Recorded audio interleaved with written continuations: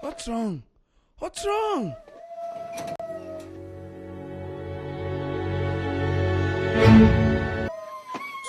She's gone. Grandma told me to wait for God, but he did not come. So I decided to write God a letter. I explained myself to him. Dear God, I was told that I have to leave my home, so I will be waiting for you on the streets. I love you, Alex.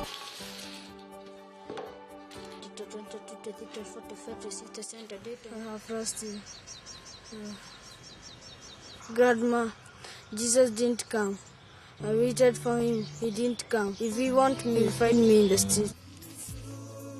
Actually, it's the desire of my heart, if I was able to do it, that every kid should have a home, because I know what I went through in my life, having no home.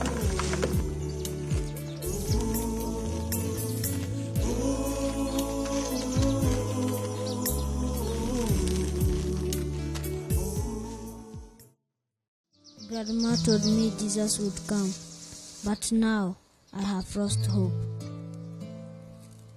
That was until God sent an angel to rescue me.